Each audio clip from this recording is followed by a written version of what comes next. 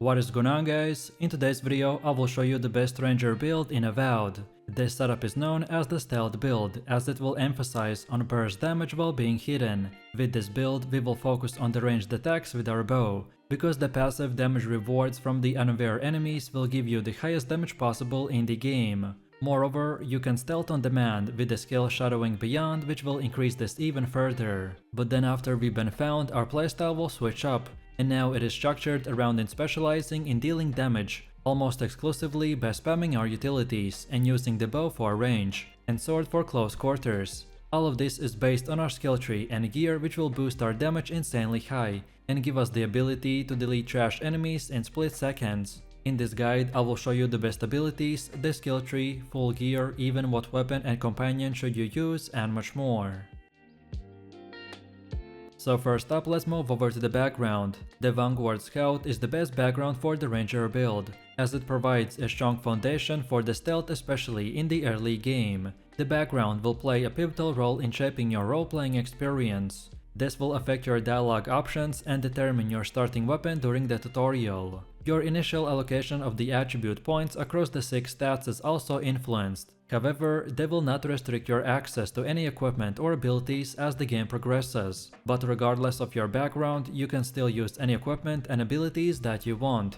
Next, we have attributes, and these will play a big role in our build, as they will enhance our melee combat powers and survivability. The key attribute for our build is Perception and Might, because they both will increase our overall damage. Perception especially will increase the critical hit chance and max range. Thus you can remain undetected at further ranges with a higher burst potential. And then Might is helpful because it will boost your overall damage and the carrying capacity. Lastly, we want to also invest some points into Dexterity for movement and attack speed. And then finally we can also boost our Intelligence and Resolve with the permanent bonuses, by utilizing companions or through food and consumables. You will also gain attribute points when you progress and gain experience as your character levels up.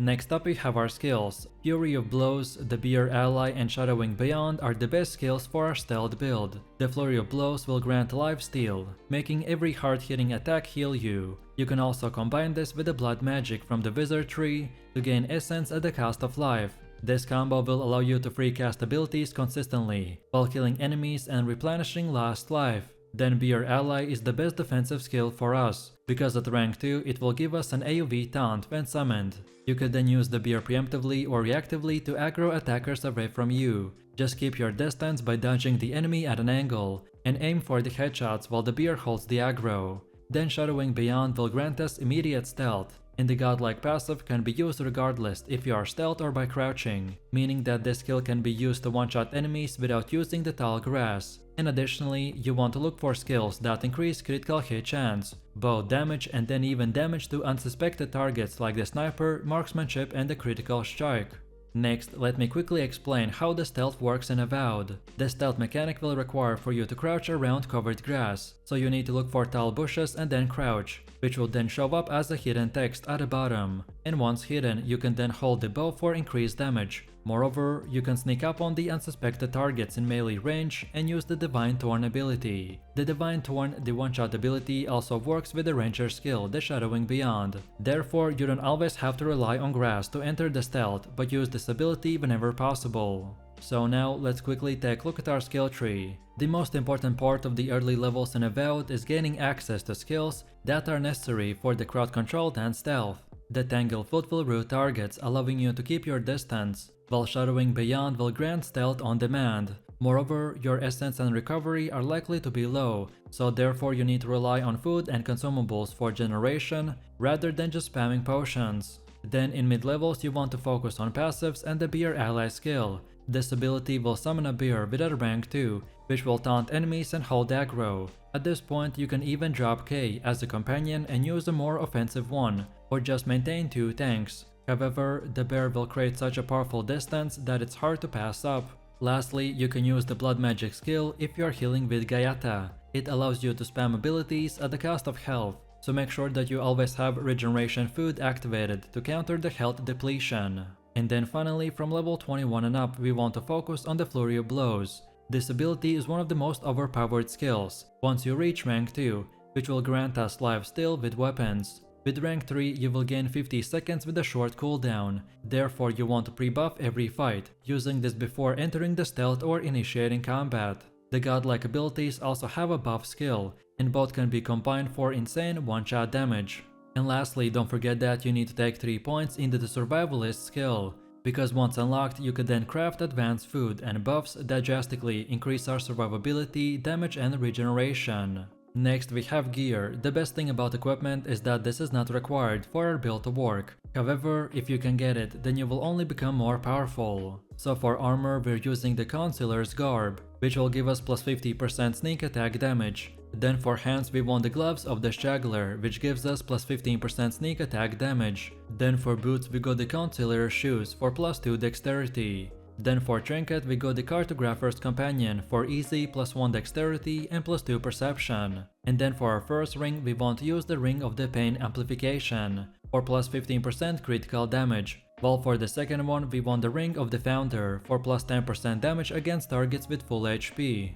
And then as far as weapons go, the main weapon for our build is of course the bow. Bow and dagger are the best choices for weapons for stealth, because bows have unique passives for attacking unaware enemies, while daggers give increased critical hit chance. Both of these weapons provide the most burst damage possible at range. The bow can also aim for weak points in stealth and capitalize on 2 forms of increasing damage without any passives or bonuses. However, in the early game, you can even wield a dual wield sword as they are more common. Moreover, if you are struggling with survivability in melee range, then feel free to equip a sword and a shield, until you get more passives and only then switch to the bow. Then for one of the last things we have consumables. Consumables are extremely powerful and can stack together like the Beetle Pie and the Migrant's Blessing. When both are consumed, you will gain 30% increased damage that stacks on top of each other.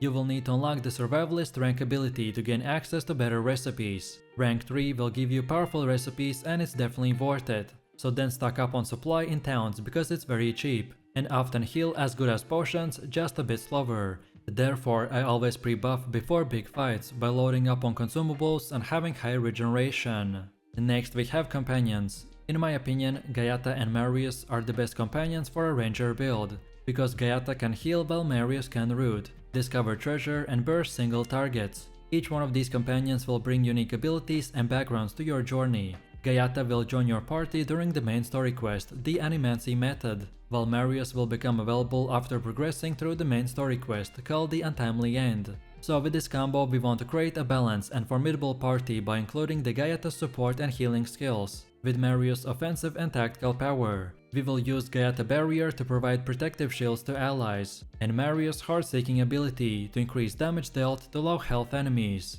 And then finally, Gaiata's acceleration skill can increase movement and attack speed, while Marius' Wounding Shot can deal damage over time and much more. And now finally, let's quickly go over the general gameplay and tips and tricks that will help you in your combat. So, the most important part of playing a stealth build in Avowed is triggering the stealth mechanic by using the tall grass and crouching, or by activating the Shadowing Beyond skill. The tall grass won't be found in tight spaces. Moreover, you will must crouch many feet away from the target, so you will need to look for the eye above their head to determine if you are detected. You will then see a hidden UI element, which will mean that you will gain bonus damage when attacking. And then for melee range, you want to sneak up beyond to trigger the godlike passive Divine Thorn. And then at long ranges, you want to aim for weak points to do optimal damage. When it comes to survivability, once you are detected, then you want to summon the bear for AoE taunt. If you don't have the bear, then just dodge to flank or create space, while rooting the target with the Tanglefoot.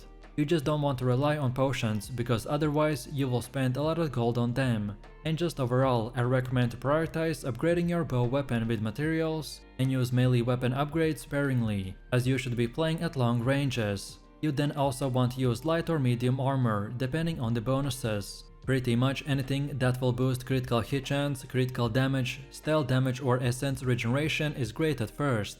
And then at later levels you will want to practice pre-buffing with the Flurry of Blows, and take talents for more critical hit chance and the bow damage. So let me know what you think about this build in the comments below. If you enjoyed this, then you definitely don't want to miss my previous Avowed Wizard and the Fighter builds, where I showed super broken builds, so click the screen now and I'll see you in the next one.